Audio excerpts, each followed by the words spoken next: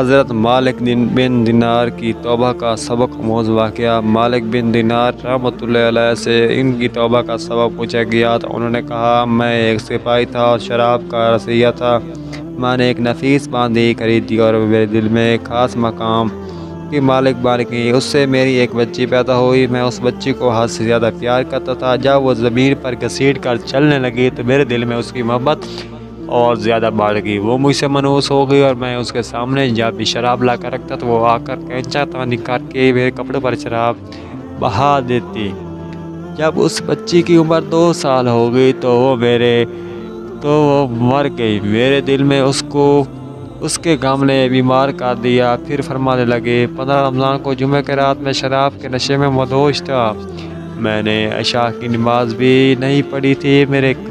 میں نے خواب میں دیکھا کہ سور پھونکا گیا اور قیامت قائم ہوگی۔ مردے قبروں سے اٹھائے گئے اور تمام مخلوق کو جمع کیا گیا، جن میں بھی تھا۔ میں نے اپنے پیچھے آہٹ سنی، مڑ کر دیکھا تو ایک بہت بڑا اسدہ ہے۔ یہ کالے رنگ کا، آنکھیں نیلی ہیں، منہ کھولے میری طرف دوڑ آ رہا ہے۔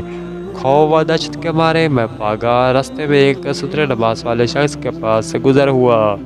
میں نے سلام کہا، اس نے جواب دیا۔ میں نے کہا، بابا مجھے اس سیدھے سے پناہ دو، تجھے اللہ تعالیٰ پناہ دے گا۔ وہ بوڑھا رونے لگا اور کہا، میں کمزور اور ضعیف ہوں اور یہ اسدہ زبردست ہے، یہ میرے پاس میں نہیں۔ آگے چلو اور بھاگو، شاید اللہ تعالیٰ تیری نجات کی کوئی صورت بنا دے۔ میں آگے بھاگنے لگا اور وہاں ایک بلند جگہ پر چڑھ گیا اور ادھر میں نے جہنم کی طبقات کی جھانک کر دیکھا۔ ان کی ہولناکیاں دیکھیں، قریب تھا کہ اسیدے کے خوف سے میں ان میں گر جاتا۔ مجھے کسی نے آواز دی کر کہا، یہاں سے آگے جاؤ، تم یہاں کے رہنے والے نہیں ہو۔ میں اس کی بات سے مطمئن ہو گیا اور وہاں سے واپس لوٹا۔ اسیدہ میرے پیچھے تھا۔ میں پھر دوبارہ اس بوڑھے کے پاس آیا اور کہا، بابا میں نے آپ سے درخواست کی ہے کہ اسی اسیدے سے میری جان چھڑواؤ، آپ نے کچھ نہیں کیا۔ وہ بوڑھا پھر رونے لگا اور کہا، میں ناتواں ہوں، البتہ تم اس پہاڑ کے پاس جاؤ جہاں مسلمانوں کی امانتیں ہیں، اگر تمہاری کوئی امانت ہو تو وہ تمہاری مدد کرے گی۔ میں نے دیکھا چاندی کا ایک گول پہاڑ ہے اور اس میں جگہ جگہ سوراخ اور روشن دان ہے اور پردے لٹکے ہوئے ہیں۔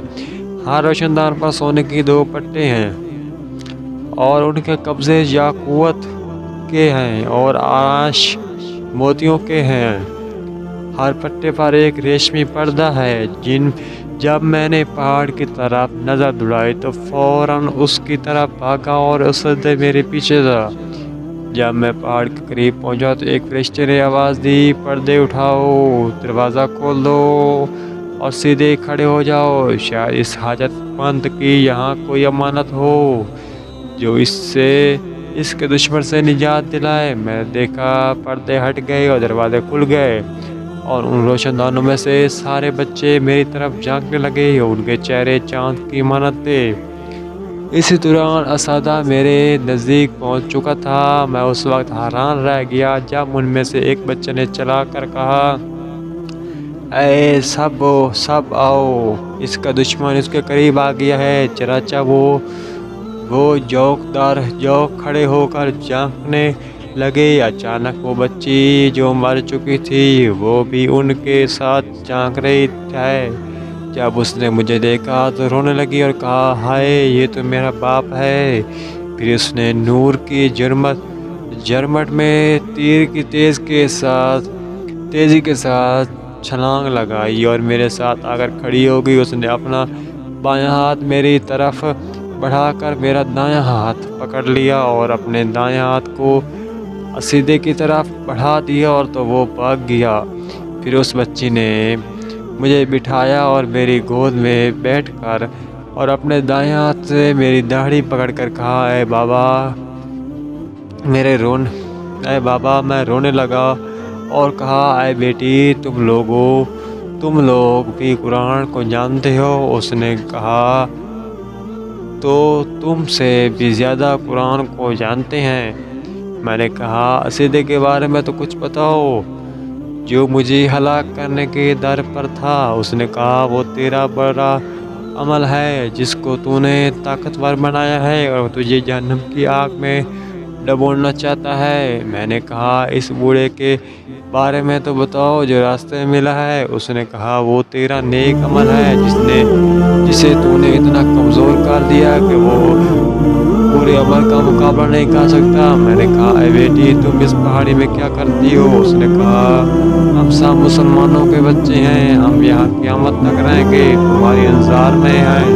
जब तुम आओगे तो हम तुम्हारी सिफारिश करेंगे। मालिक बिन दरार रहमतुल्लाह अलैह फरमाते हैं, मैं घबरा कर उठा